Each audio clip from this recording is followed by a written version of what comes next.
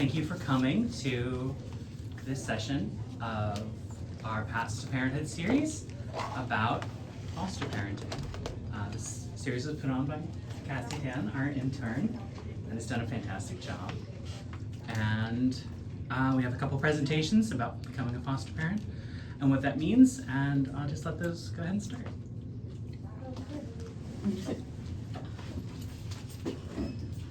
So good evening once again. My name is Crystal Burton. I am from the Department of Human Services, but more specifically, Child Welfare Operations is the department that I work in.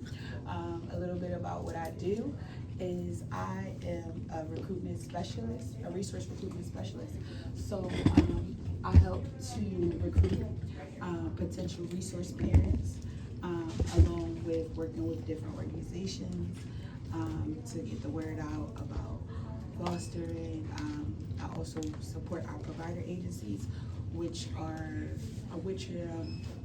whom they are the ones that will certify any foster parent or potential foster parent in the city of Philadelphia. So I have a pretty good presentation for you guys today. It's becoming a resource parent and all the things that you need to know. I'm going to probably be honest, I probably use very little of these slides, more so because I do this all the time. So I could probably do this in my sleep. Just honest. What's the need? So Philadelphia has now under, which is a big round of applause for us, we have now under 3,000 children in care. So that this slide will be updated to neglect is the most common reason for placement. Mental health issues, substance abuse, domestic violence, and it's all underlying neglect, right? Some children are placed for physical or sexual abuse. Is not all one or the other. It's a plethora or a mixture of both, rather. And over half are placed with kin, which are relatives, which you'll hear or you may have heard of something called kinship care. And what kinship or kin is next to kin or someone that is close to the family. So a lot of times before children are removed, especially if they are already with biological parents or family, the question will be asked, is there someone that you could call that may be willing to, be of support to your children? This has nothing to do with what we're doing today, because kin, like I said, is normally next to kin or someone that's close to the family. So that could be a pastor, it could be a teacher. I just like to share the information because you never know. You could be home watching TV, minding your business, and one day you'll get a call like, hey, could you get your niece? Or hey, could you get the kid that you've been tutoring for the last month? You really never know. And so what does DHS do? The Department of Human Services screens called through child abuse hotline. So this is basically how we get reports or calls, or how we get to the point of needing resource parents. So we'll get calls through the child abuse hotline, investigate reports of abuse and neglect, and they'll be referred to in-home services to keep at-risk families together when possible. Contrary to popular belief, that is not our first option to remove kids. That's really our last option. So to be honest, though I recruit, I'm out here, you'll see me at events, you'll see some of my team members at events, it's a plan B, if you would. That's not our first and foremost plan. The first and foremost plan is in-home services to kind of keep families together as much as possible. But then if obtain a court order to place children when necessary, this is where we're supported by our CUA is one name, but it's a community umbrella agency, and our 25 foster care provider agencies. So like I said, that's where how foster parents become licensed, through our 25 foster care provider agencies. So a CUA, like I said, is the community umbrella agency. CUA provides case management in home or placement foster care to children and family. CUA case managers visit resource parents at least one time a month, and CUA case managers testify in court about the child's well-being and the parent's progress resource homes can have children from multiple CUAs with different case managers. So if you do become certified, be familiar or get familiarized with CUA, because CUA, I put it to you like this, CUA has the responsibility of the children, and the provider agency has the responsibility of the home. I said a mouthful, I know I just ran all of this down, but that's the best way to explain it. So CUA, that's why they'll come to the home, at least that's minimum one time a month. Sometimes depending on the severity of the case, what's going on, they'll be in and out of their home more frequently to make sure the well-being and needs or any resources for the children are happening or being met. Sorry, one question. Sorry. When it said the CUA can testify about the child's well-being and parents' progress, do you mean the biological parents or the foster parents? It could be both. It depends on what the need is, but most of the time when they're testifying about the well-being, I've had, before I had this, I took on this position a little over a year ago. I used to work for a provider agency, so I've been supported as well. So what CUA will do is they'll go in and they can testify about pretty much anything that the court asks. A lot of times it's the well-being of the child. Are they up to date on their screenings, their physical, their dental? Are they doing visits or lack thereof? Because some of them might decide, I don't want to do visits. Are they doing visits? Whatever the court may have ordered the bio parents to do, is that happening? Are they going to counseling? Whatever it may be. It could be therapy, it could be literally whatever the court may have ordered or the need is for the child. So it could be a testimony about the resource parent of how well they're doing, how much of a support that home may have been to that child in this time frame. So things like that. And then there are instances where it might be, okay, I've been having a hard time with this resource parent, can't really get in to get a visit, they canceled, things like that. Those are all possible conversations for court. They're just not the likely ones that happen first. So what's the provider agency? DHS contracts with 25 foster care agencies for providers. Providers certify resource parents. As I stated earlier, certification involves training, home studies, and so what trainings are, before we even get to that, there is a requirement to become a foster parent or a resource parent. You have to be 21 years of old to be able to pass the background clearances. Then we get to training. Each provider agency has a different, has a different requirement of training hours. Our minimum is 6 hours, but provider agencies, because of the needs, it could be an agency that is, I'm gonna throw out some acronyms, cities is big on it, but it might be like TFC or SBH, that's just treatment level foster care.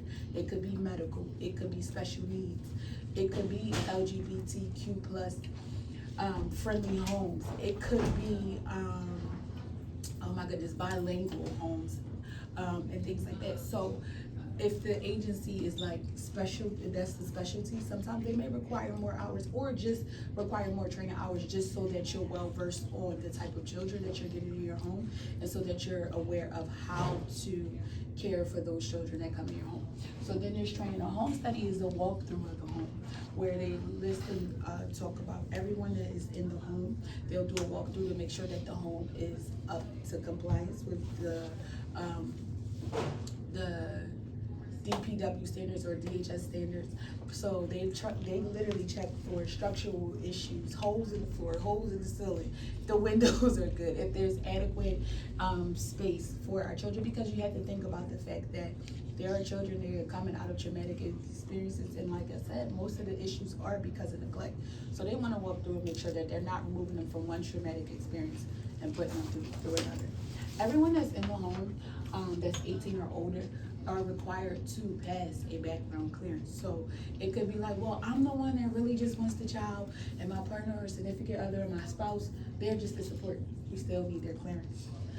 And most agencies ask that if you're doing it with a significant other, spouse, partner, that you both attend training, that you both get your clearances done, that you both make yourselves available as much as possible for home visits, especially like the home study, because that's when they kind of just get to really know the family and, you know, talk to you a little bit more. They ask for things like references from family members or close friends or, you know, co-workers this to paint a full picture of the family. Providers assign a resource parent support worker. They're called RPSWs. So if you ever call an agency or start the process, or if you sign up today with me and I send you to an agency, that's a resource parent support worker. Like I said, CUA supports the child. The resource parent support worker supports the home from the provider agency. So you'll talk to them about how the child is doing, what progress is being made. They're going to do a walkthrough of the home at least at minimum once a month. And you know, most of the time that's who you will reach out to for support. Resource parents keep the same support worker no matter which CUA places the children in their home. So I'm glad that is said, because it is a difference. Sometimes there is a little bit of a mix up, like, well, who is it? Well, why is this person coming this month? This person just came. Well, who is this case worker? So the easiest way to kind of help understand the process is your resource parent support worker that's from the agency in which you decide to be certified through. And most of the time, that's who you have no matter what child is in your home. That person is going to come at least once a month to your home. And then they also help as a liaison between you and the co-worker of the children that are in the home, because 9 out of 10 times there may be some areas, there may be some visits, some therapy, or just questions you may have in general. And sometimes because everybody's overworked, right? Sometimes it might be a little bit of a hassle or whatever, communication barrier with getting through to your co-worker. So that's where your resource parent support worker comes through as another line of defense of communication. But most of the time, everybody has a pretty good working relationship. No matter what agency you're with, we probably all work together at some point and have a familiar face, and 9 out of 10 times they hop on the phone and have a conversation. Are those 25 CUAs just in Philadelphia? Yes. So yes, just in Philadelphia. And that's a great question, because I get calls all the time like, hey, can I be a foster parent in New Jersey? You can with the state of New Jersey. Can I be a foster parent in Delaware, DC, Virginia, Maryland? Yes, in those specific states. Getting certified in the city of Philadelphia is for the city of Philadelphia. There may be some special circumstances where, you know, you may have a child in the city from a different state, or what'd you say? Like an ICPC? Yes, there you go. I didn't want to say more acronyms, right? But yes, things like that. But we don't certify you here for you to be a foster parent in New Jersey or be a foster parent in a different state. So just, I like to make that clear, because even sometimes people start the process and be like, well, why can't it just transfer to DC? I already started. And it's like, but we have no jurisdiction in DC, and our children are for the city of Philadelphia. So even though you're a foster parent, you can't just up and move to another state. Like, well, I love this kid, but technically the kid belongs to the state, not to you. So I just like to say that. Just like I mentioned, some of our basic requirements: at least 21 years or older, past criminal and child abuse clearances, safe home. You can rent or own your home. The biggest thing is to have a bedroom for the child or children.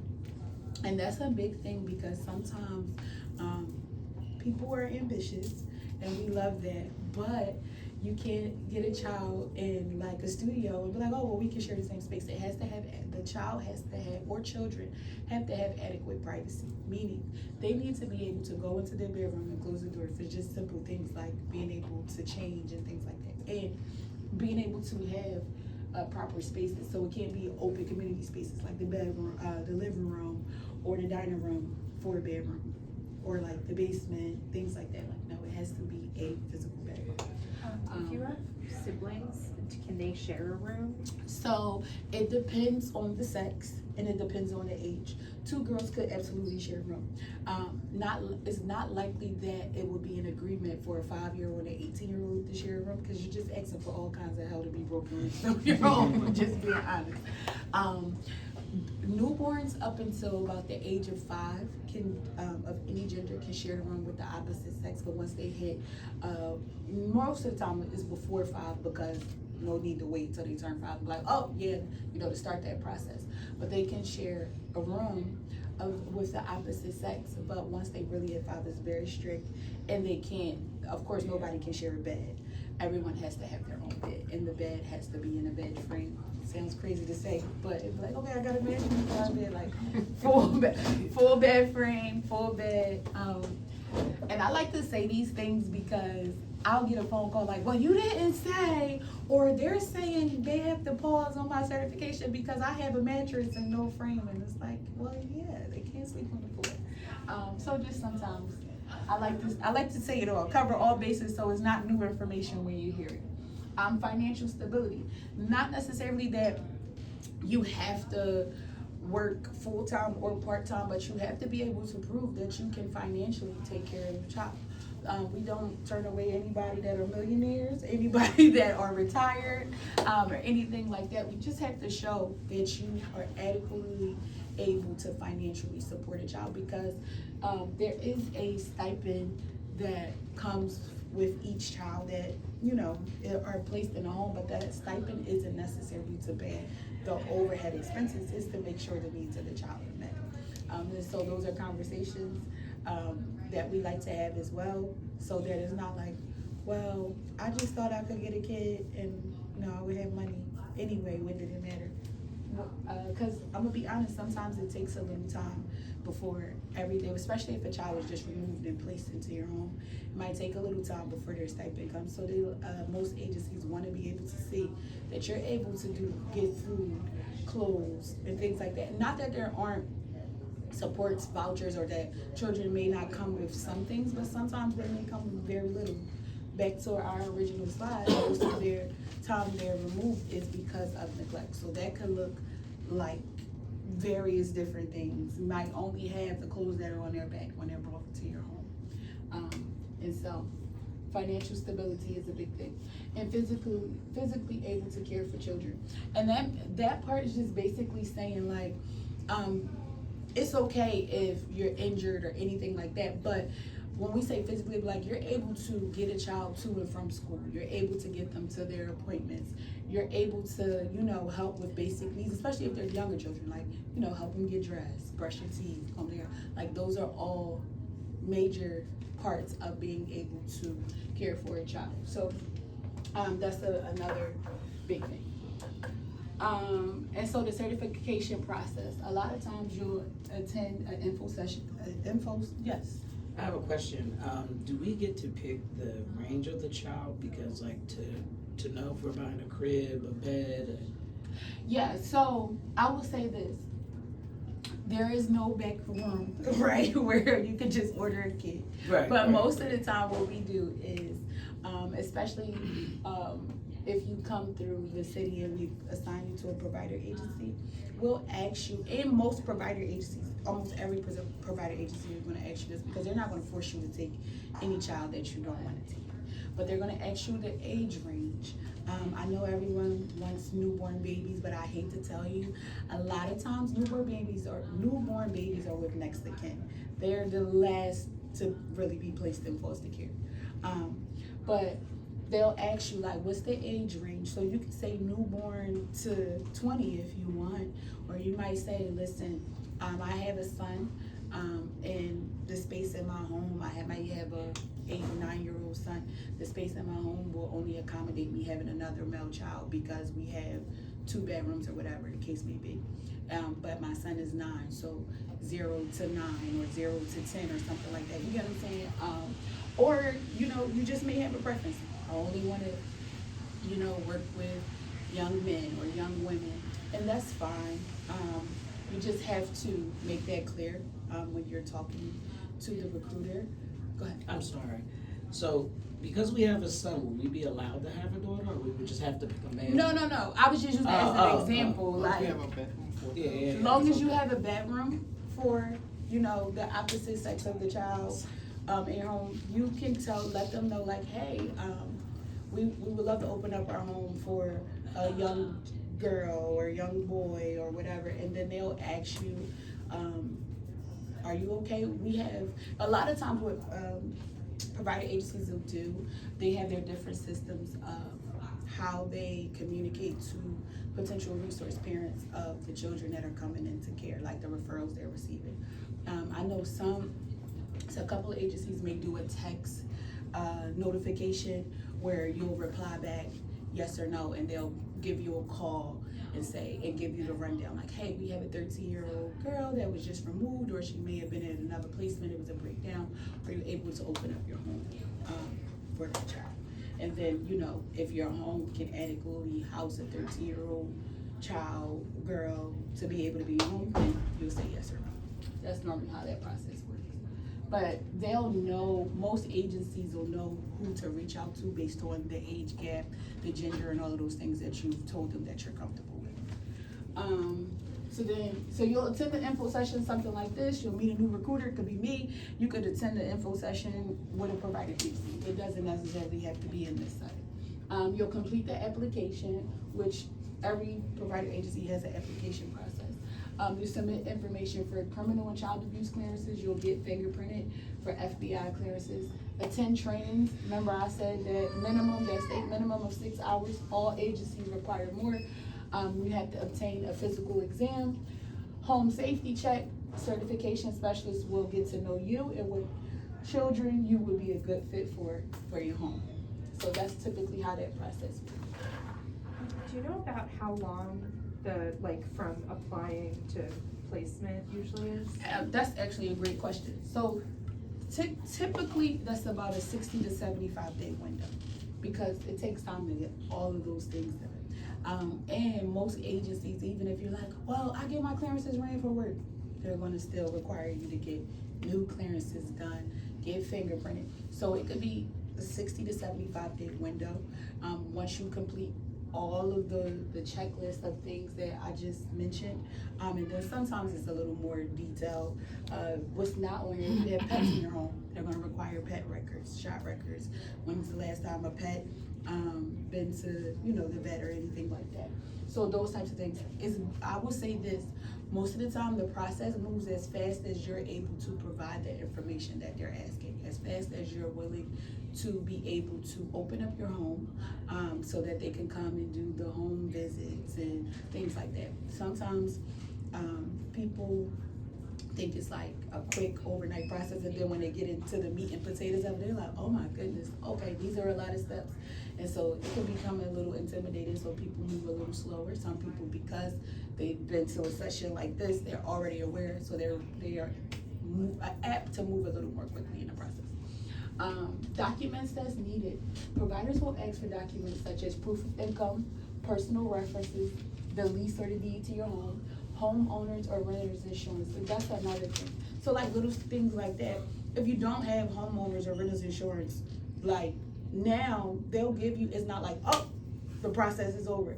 So that could be like little stops in the road to, move you forward. They'll give you time to get those. They may say, okay, you have within the next week or the next time of our visit to have these things. You get what I'm saying? Your state ID or driver's license and auto insurance. This is a big one, because if you're transporting children in your home, in your vehicle, this is an automatic. Like they want to make sure, and these are all just little checklists and things that could really be like little hiccups in the process. Like, oh my goodness, I can tell you, I was a supervisor for a provider agency, and I can tell you how many times we'll go to do a certification, and then they'll be like, oh my God, they'll go to give me their insurance or their registration and realize like, oh my God, it expired last week. So now, they have to do those steps. So it's just little things, and it doesn't wipe it all out. Pet vaccinations and a physical exam. I'm so sorry, I have another question. Go ahead. No. Relationships with disability, and would you be denied if the parents have different disabilities to be a resource? No, as long as you're able to care for the child. If your disability does not prevent you from caring for the child, no, you wouldn't be denied, discriminated against in any way.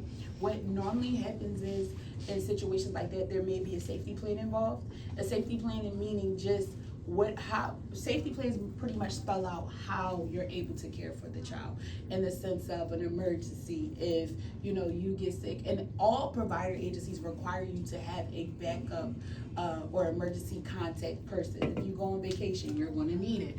If you get sick, that's just life. If an emergency comes up, you might have to shelter in place and you stuck at work, who can get your kid? You get what I'm saying? And it's the same thing as if it was your biological kid. What auntie or uncle or family friend, cousin, parishioner, whoever that you trust, and that's 9 out of 10 times, that's what's going to be asked. And so there's really no barrier as long as you're able to care for the child. How long does it take? What you just asked. But many resource parents complete it in less than 2 months. Depends on how quickly you complete required trainings, obtain clearances, provide documents, provider submits request to DHS to open your home once the requirements are met.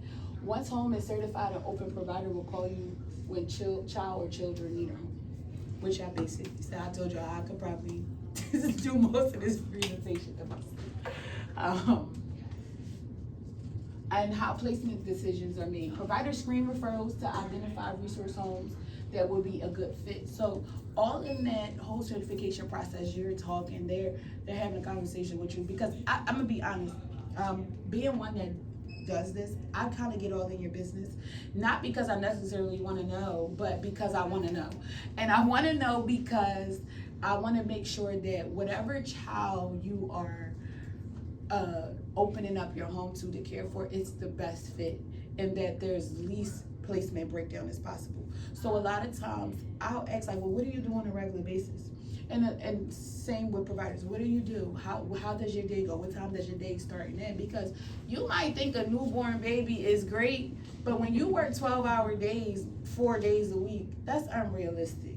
Just being completely honest, you might need a child that's a little more self-sufficient, because the night feedings, limited time off, leave, all of those things, that's not something that we think about when we already romanticize what we want in a child. And trust me, babies are cute, but they a little more exhausting than about a 10 to 12-year-old, you know what I mean? Just being completely honest. So once they get all in your world and find out what's a good fit, they'll ask age, gender, number of children or child, the geographically unique needs or characteristics are all considered. Geographically, that's the big one, because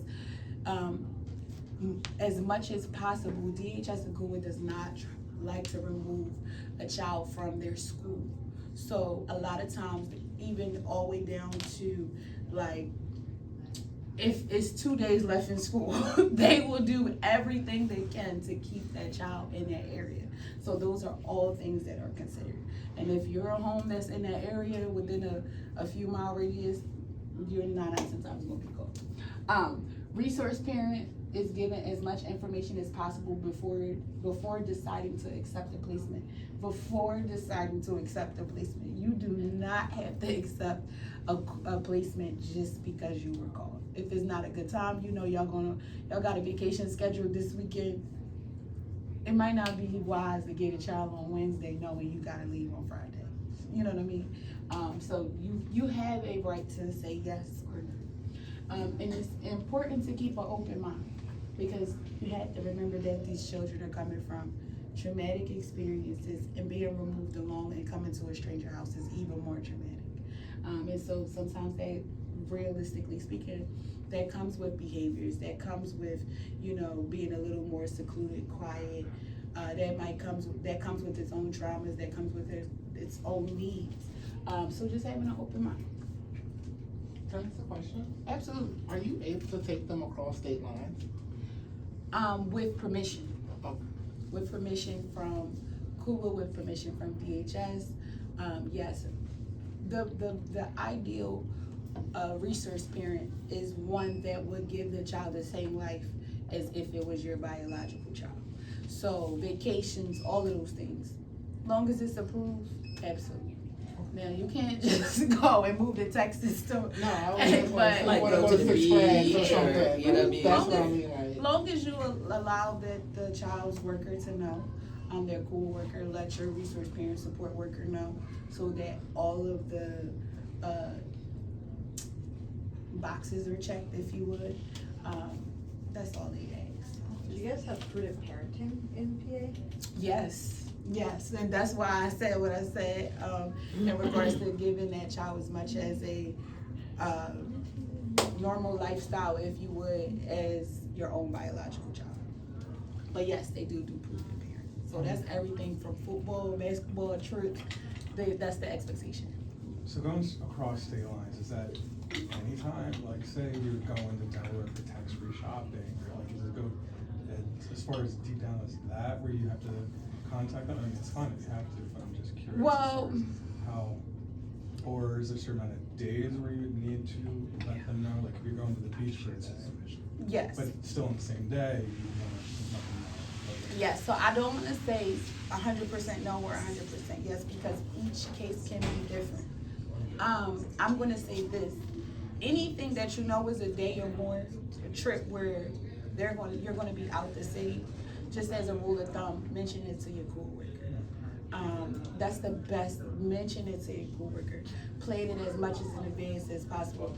You might be a spontaneous person when it comes to planning your life, but when you add a child in the mix, you want to plan it out as much as possible. Nobody's going to frown upon you like doing your shopping in Delaware, but just even with going to the beach, because anything can happen. Literally anything can happen, and then it's like, well, nobody even knew you were taking this kid to the beach.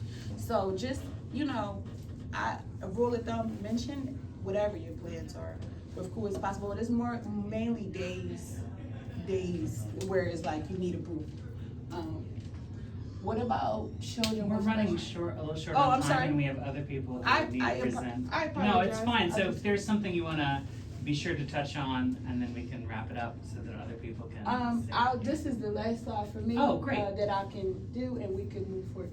What kind of resource homes are needed? There's always a need for resource homes to care for children of all ages, gender, and needs. Homes are in the shortest supply and when we say shortest supply, these are the homes that the city of Philadelphia need the most right now. The sibling groups, teenagers, specialized behavior health or medical, parent baby, because that's a teen with a child or children, so that could be male or female, and then LGBTQ focused homes as well. So those are our homes that are high in demand. Any other questions for me? I'm curious about the LGBTQ focus. Like what do you mean by that, and why are you looking for that? So the reason why is because what we have discovered in the last couple of years now is that a lot of children end up displaced out of their homes because of what their sexual orientation preferences are. So because of that, we have a need and then we have children that will specifically request LGBTQ plus friendly homes because they may feel as though they're more accepted or understood, and they may also have more relatability. So that's why that's a focus for us, because we deal with children that may be transitioning, that may have even just come out and their family's like, well, we don't accept you. And that's a whole nother process. So that's why that is a focus for us. In the case of like fostering a child whose biological family isn't accepting of them, how does that work? Like I know generally in foster care, like you need to get permission from the biological family, like if you're getting a haircut or like all that sort of stuff. How does that work when the family is not supportive of who the child is? So not necessarily for a haircut, Okay. but there are instances, that's when you kind of lean on support between COIT and the resource parent support worker to kind of bridge the gap with bio families. And then sometimes the other thing is children get to choose. So they may say, hey, I don't want to communicate, I don't want to do visits, I don't want to talk, or they might be open to it. So that's typically how it works. And you don't necessarily, we encourage bio families and foster parents to have a great relationship, but if it's tension there, you don't necessarily always have to communicate with them. And how does it work with medical things? Like if you have a trans child who's 13 and wants to be on puberty blockers and the bio family is super against it, how do you negotiate that? Is that something that you're able to provide for the child? So that kind of goes back to KUA. And the reason why I said it, because remember I said to you before, like KUA has governance over the child. So even though the child is in your home, when it comes to final say for some medical things, that will go back to KUA, and they will be able to tell you like, okay, this is something we need mom or dad for, or this is something we don't. Okay. We don't really have a say in those requirements. Would you ever be able to adopt any of these children if they if their parents give up the rights or just never get their act together? Absolutely. But what typically happens is the provider agency will ask you if it's a permanent. They will let you know if it's a permanent placement or temporarily, and they'll ask you if you're willing to open up your homes for it to be a permanent placement, and then you'll be able to start the process for adoption or permanent legal custody and things like that. In the very beginning, they asked that question? It kind of depends. And I'm just being honest because sometimes when it's just an investigation, they don't necessarily know how long or how short that process may be. If it's something that's after an investigation is done and they see like, okay, this is a longer placement, because they'll use the language of permanent placement, but permanent placement doesn't necessarily mean forever. It just means longer than maybe an emergency placement of 10 days. So, yeah. Sometimes they really can't even say, because you literally might get a call like they were just removed and until the investigation's done, they don't know. That's all that I have. I have some, before we go, I'll pull it out. I have some brochures that I'll leave on the table. I'll also give you guys my cards if you have any questions, concerns, or anything like that. Feel free to reach out. And if you're also interested in signing up tonight to become a resource parent, I'll be here, take your information, and I'll get you all of the next steps or answer any more questions and details. Thank you for your time and attention. Thank you so much. You're welcome.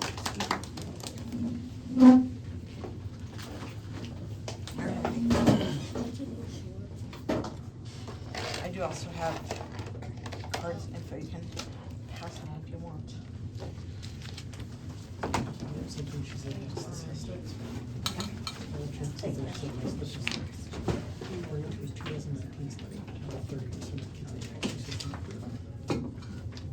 We didn't do name panels, I have name panels.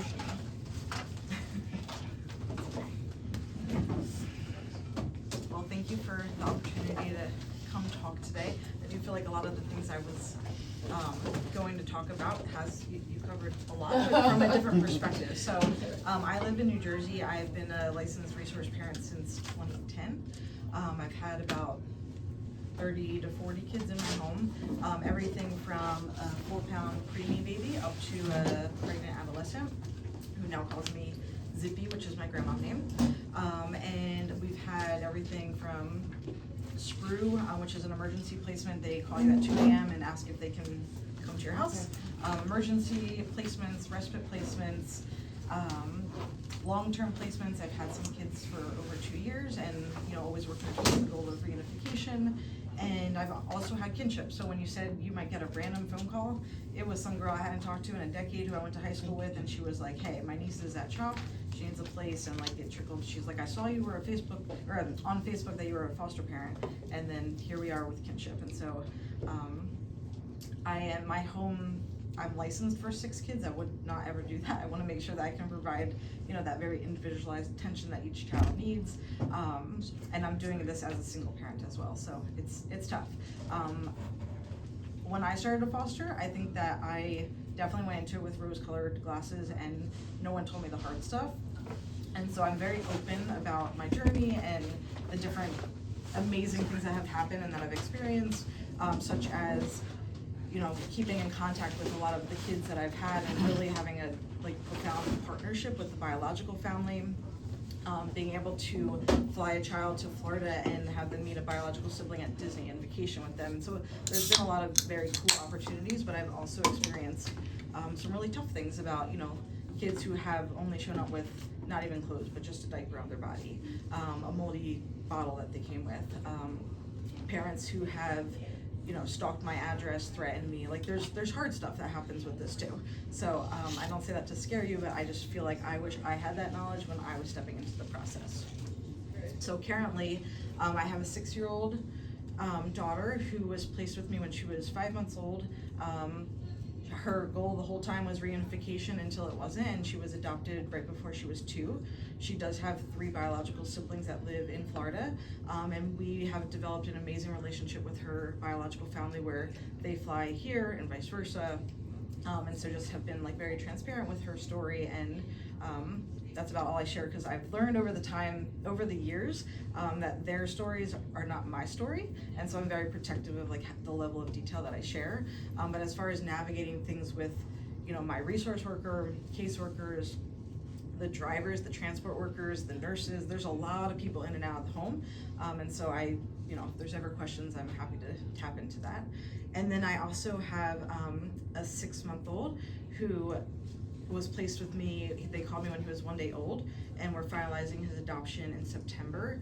He was placed with me through the Safe Haven program, which I didn't even know I was on this list, but was on for 12 years, and there's only about 5 Safe Haven placements in the whole state of New Jersey a year. So I thought I was going to stop fostering, and they called me the next day with him. So what else can I tell you about my fostering journey? That's that. I mean, I did have just within the past couple of months, I had a child who stayed with me who was in a group home. It was a pretty unsafe situation with her being there, and she was pregnant, and so that was definitely a go in with a wide or open mind, because I do take into consideration the kids I have in my home and is it safe for them. And so I wanted, I try to keep kids in age order for the most part, unless I know that it's going to be a short-term thing, but we tried to have her, join our family, and she was with us for about 6 months or so, actually a little bit longer, for the duration of her pregnancy. And now she is in an independent living situation, and we have an amazing relationship now. So even though she's not living with us, it's really rewarding to be able to be a support person to her. So with all of that being said, my background, so professionally I'm a nurse. I currently work as a hospice nurse, but I worked at CHOP in oncology and bone marrow transplant for 17 years. And during that time, I also helped run camps on the medical side. So I ran a camp for children with inflammatory bowel disease, cancer, and bereaved siblings. So I kind of merged my personal experience of love for camp, seeing how therapeutic camping is, the kids who I've had in my home, for which every single child that was placed with me, and I have taken sibling groups as many as 4 at a time, they were still separated from other siblings. About 75%, it's trending down, but 75% on a nationwide level, children that come into care are separated from their siblings. Of course, the goal is always to first make a safety plan, place with kinship, and work towards reunification. So I merged my passion for camp and my personal experience with all of the kids that were placed with me, having been separated from a sibling, and created this awesome magical place called Rooted Connections, formerly Camp Tubelong River Valley.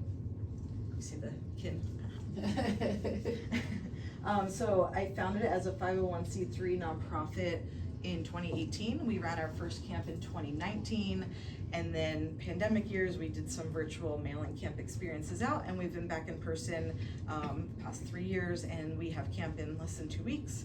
And we are bringing together 33 siblings, mostly from Philadelphia, out to a camp that we rent.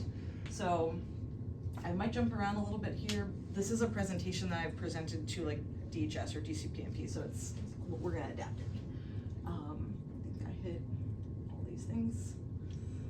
So our mission is really just giving kids who have been impacted by foster care, and specifically sibling separation, a safe community where they can truly feel like they can belong. And the focus is just giving them an opportunity to have fun, create positive memories, and we are not a therapy camp. We are therapeutic in nature, but our focus is not to dive into, their trauma supports or bringing therapies. We want to remove them from, oftentimes their visits might be, at a McDonald's or in an office building. We want this to feel very different. And a lot of times, there's, I don't know if for Pennsylvania, but standards for how often they have to see their siblings. But a lot of times that doesn't necessarily it's not as emergent as other things that have to get done. So a lot of times those visits are not high quality, and so that's what we aim to provide, is just empowering sibling connection in a safe environment. Some of our campers, they only get to see each other at camp. They come from all different backgrounds. So we have, just this year, we have a family of 4, 3 live with biological mom in Boston, 1 was adopted here in Philadelphia, so they're traveling in. We have a child coming from Utah, Washington State, but again, their tie is to a child that is here in Philadelphia and southern New Jersey mostly. We also have kids who reside in group homes. 1 might be with kin, biological, all different situations. Our goal is to get the whole family to be able to come to camp. And then also the other stuff is like, community awareness, and I kind of, I can get on my soapbox about like, when people say like, oh, I'm fostering to adopt, like I have really strong feelings about that, because really the goal should be to reunite them and support the family. So this year, our camp dates for kids are, it's August 11th through the 17th. But if anybody is interested in volunteering, we still have some counselor needs. And volunteers come on the 10th. And we provide a trauma-informed, trauma-sensitive training. In addition to that, so nobody needs to have a background in, working with this population, working with kids. We have everywhere from CPAs to teachers to anybody. Our volunteers, we do ask that they be over 21, and we have volunteers that are up into their 70s, and we provide them that training so that they can just be trauma sensitive to things that are experienced at camp.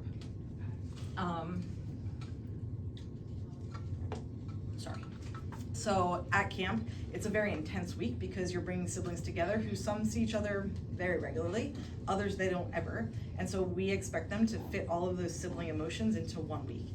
And so there's gonna be sibling rivalry. They have high highs and they have low lows. We are not a traditional camp because though we have a screening process, which I'll get into, we try to really make it a very individualized experience. And so we have a very low ratio. So for 2 kids, we have 1 volunteer so that we can meet their needs. Because at camp we do have kids who, have run, have vandalized property, have gotten into physical altercations, and we know that at a lot of other camp settings, those kids might not be invited or safe to stay there, but we really try to keep them there as long as we can keep them and everybody else safe. It is an overnight camp. We bus the kids, so we do have a partnership now with the Fostering Health Program at CHOP, and so we bus the kids from CHOP out to camp. We rent a YMCA camp that's about an hour and a half from here. These are some photos. Every kid you see in here, we have consent for. Just to put that out there. So the way it works is during the day, they do traditional camp activities. So we have mountain boarding, zip lining, rock climbing, horseback riding, the pool, gaga, we have everything. And then each day of camp, there's a signature program, and those are programs that are designed specifically to help the siblings connect, which I will also get into. Is that a skunk? It is a skunk, and I loved the skunk. Yeah, so yeah, archery, cabin time. I love the Cali camp. We have a carnival where Kona Ice comes. I just love this because this was a camper who's been coming for several years. She has mobility issues and she uses a golf cart to get around camp, and the whole camp stood and cheered her on because she wanted to try this, and the person belaying helped her, but she was able to get up the rock wall, and it was just such a magical moment. And that's my 6-year-old. This is some team building stuff. So, like I said, we have signature events each day. One of the things we do is the siblings get to make a sentimental pillow, and they design it, they craft it, stuff it, they put a little heart inside, and then they exchange it with their siblings so that kids have something tangible that they can hug and bring home with them. We also have photographers that are there throughout the week. They capture thousands, literally, of photos. We print them before the camp ends, and then on the last day, the siblings make a scrapbook. We're also very mindful about that.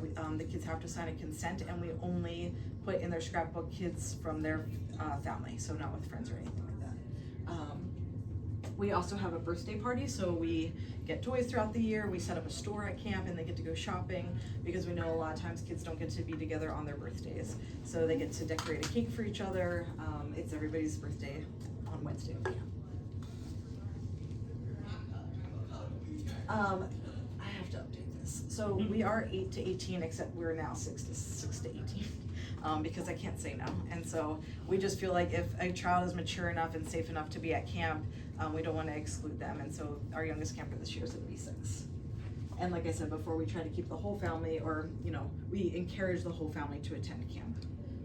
We're also looking into starting a leader in training, because now some of our older kids don't want to come to camp necessarily, but we're looking into having kids who have experienced care to now come as a leader or a counselor in training.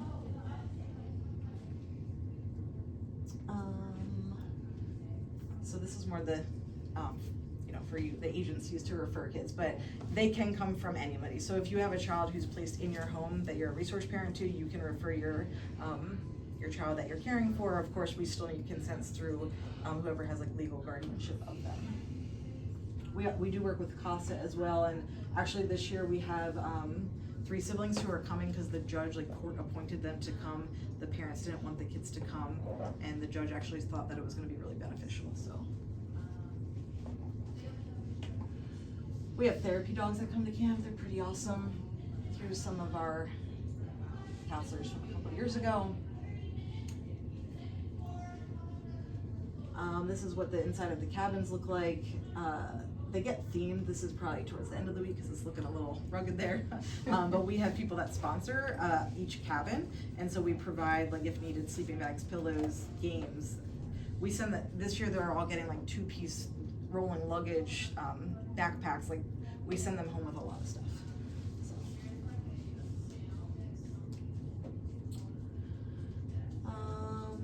The fee. So this is not really applicable to here, but we would never charge a child or prohibit a child from coming to camp if they didn't have access to the resources, but we do ask the agencies if they're eligible for like a K-100 or funding to do things like this. But everything else is through like small local fundraisers, donors, supports like that for the most part. This is our connection pole. So at the end of camp, well, the beginning and the end, we have campfires. And at the end of camp, they go up as a sibling group and they all hold the pole, and they can opt, if they want to share something about what this week has meant to them, what they got out of being at camp. And the theory is that their, you know, DNA is on the pole, and so even if they can't come back the next year, we never make promises since we don't know. They might be reunited, they might be in another state, but they'll always be a part of camp. This is one of my favorite things. The sibling groups get to order a pizza with any toppings they want, and we have a picnic, so everybody gets their own pizza. We make kintsugi, which is ancient Japanese art. So this is with our older campers, where they take pottery and they literally smash it with a hammer, and it's very cathartic. They can scream out an emotion, you know, really anything that they want. They shatter the bowl, and then with the help of either their sibling or their peers, they mend it back together, and it resembles that, you know, an event, a trauma, something in life can fracture you, but that with the right support system, you can be put back together and be even more beautiful than you were in your original state.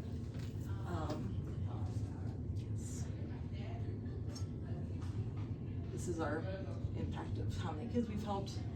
And this is my why. This is my daughter. This is her meeting her biological dad for the first time, and one of her brothers. This is her grandmoms, but biological, and my mom. This is my little guy who we're about to adopt. And that was the first time that she met her biological family member. That's everything. Tried to fly through it because I know we're short on time. Any questions?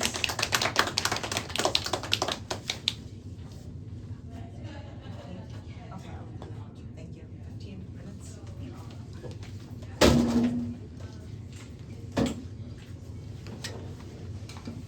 Scott, I didn't even know that was you back there. So I don't have a big presentation thing planned, I'm just I am a foster to adoptive parent. My daughter was placed with us 8 years ago. Adoption was finalized about 2 years later, a little less than 2 years later. She came through the foster system. She was in emergency placement. We had only a couple of days notice that she was gonna be placed with us, and she's been with us ever since. It's been a lot, but she's fantastic, and I adore her, and I absolutely recommend the process to anybody. If anybody has any questions, I'd be happy to answer from the point of view of someone who's gone through it. What was it like when she first arrived? It was a little weird. The caseworker showed up with this very, very small 3-year-old who was wearing size 18-month clothes. And she had a garbage bag full of clothing, most of which was not her size. It ranged from infant clothes to a women's skirt, just clothes that just were not hers at all. He brought her into the house. We all sat on the couch and we hung out for a little bit. He told us a little bit about her and about her family history. And he's like, all right, if there's anything else you need, let me know. And he left. Our situation was also not normal for a couple of reasons. One was the emergency placement, and one was he was supposed to come back more often than he did. He didn't come back quite as frequent as he should have. It was a while before they came back, and when they did, they're like, I can't believe you guys kind of slipped through the cracks a little bit, but everything's going fine, right? Yeah, everything's cool, okay. We're like, well, there was all this other stuff that we had to deal with the caseworker about. And he's like, oh, okay, yeah, well, but everything's fine though, right? But she was a little nervous at first, because, you know, for obvious reasons. She was a little kid placed in a home that she didn't know anybody in. There's all these people fawning over her and calling themselves her parents, and she didn't know what to do. But at the end of the day, the second she walked in that door, I'm like, that's my daughter. There was no, like, I know this is not the case for everybody. Some people, there's a process. Some people, it takes a while to come around and to really form that connection. But immediately, like the second time, I'm like, this is my child. I love this child forever. Within about a week, she was calling me daddy. A couple of days later, she started calling my wife mommy. I think my father-in-law got called Pop-Up before either of us got a name though, so he gets that. And those two were just the best of friends. But yeah, it was a weird day. She's never asked about the time before she was with us. She's never asked about her previous foster family. She's never asked about her birth parents. She does ask us to tell her that day that she asks us to tell the story of her coming to us, and how we felt, like that same question. Like, tell me about the day I came to you guys. Tell me how you guys felt, and the answer is just, we just loved you immediately. Like, there was just no question. You're our child. We loved you immediately. Any other questions? Any follow-up? Well, you mentioned it was an emergency placement. Yes. Talk a little bit about that. So she'd been removed from her birth mother very early, and placed in kinship care. And the kinship family that she was with, there was a neglect concern, and so she was getting taken out of that house, as well as the biological children and the half-sibling that she also had who was in that house. Like, all their kids were getting pulled out of that house. There was some pretty severe neglect problems, as evidenced by some of the medical issues that my daughter had. She had a double ear infection that had gone to MRSA. She had severe bottle rot and had to pull 7 teeth. Yeah, it was not pleasant. But it was, we didn't get, there was not a lot of notice, there was not a lot of warning. It was basically, because somebody had asked earlier about, like, can you ask for like about the kind of child you would like? We had said we would like a boy under 3 if possible, and if he has a brother or sister, we will take them too. We were told that they found an 18-month-old boy who had a 3-year-old sister. The policeman fell through for the brother. His birth father came out of the woodwork. It was a whole big thing. So we only got, but we were told we've got a call on like Tuesday or Wednesday. They'll be in your house on Thursday. Oh, okay. Then it was actually she'll be in your house on Friday. And it was okay. They'll both no. Just she'll be in your house on Monday, and she was in our house on Monday. And it was really fast, and the process going up to that took a lot longer than it was not the 2 months that you had mentioned. But I think getting the license took about that long, but the placement took significantly longer. But yeah, it was very, very fast. It was like we found you a kid, here you go, and it was very much getting thrown into the deep end, especially with the medical conditions that we were not warned about. But we would absolutely do it again in a heartbeat if she wasn't so insistent that she's say an only child. She is very clear she does not want any brothers or sisters in this house. Did you have to work with her birth parents at all? We did not. The birth father had been out of the picture already, and there were some legal issues preventing the birth mother from contacting, which does not mean she did not reach out to us on Facebook, because she did. That was kind of terrifying. We still have no idea how she found us. Absolutely no idea how she found us. It was really kind of terrifying. At least she expressed some remorse about some stuff that was in the child's study packet. Like, there's a booklet that you get that tells the child's backstory, and she expressed some remorse about some of the things that were in there, which is nice because it doesn't exactly paint a wonderful picture of her. And we try very hard not to like talk trash on her. We really don't at all. But someday she's going to be old enough that she's going to want to know, and she's going to ask for that book, and we're going to have to give it to her, and it's going to be the hardest day of our life. Because we've spent our whole life just saying like anytime she asks anything like that, we're just like, she wasn't in a position to be able to take care of you, so we did. And that is a half truth at best. But so we haven't really had to work with her, but like I said, ours is not the normal situation. Any other questions? When you said it, the placement took a lot longer, but the license was about 2 months, so like your home was open at the end of 2 months, and then it took a while for a child to be placed. Yeah. We had 2 failed placements before our daughter. That was not fun. It was pretty rough, but it worked out. We got the kid we were supposed to get. She's absolutely our child. Any other questions? I could talk about this kid forever. I can talk How about old her is she forever. now? She's 11. 11. She is a lot of kid in a very small package. I have a question, but I don't know if y'all should answer it or you. How do you deal with the parent that tries to hunt you down and gets to be part of that child's life? How do y'all deal with that? We blocked her on Facebook. Because That's something scary. I even heard you talk about how they found your address and everything. I mean, it can happen in all different ways. I had one child who was old enough to know my address, and so he just told his parents like where he lived. And then I have found, and again, I'm Jersey, so Philly is different.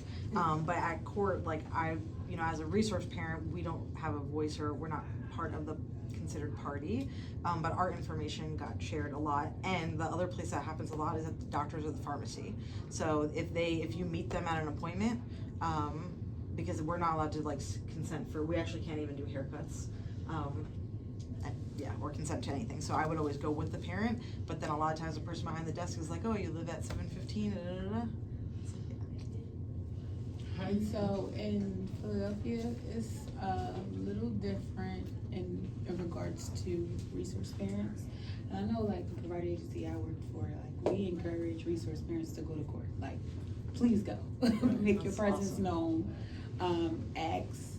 And a lot of times what, well, depending on the agency, but some agencies will ask you if you know the next birthday.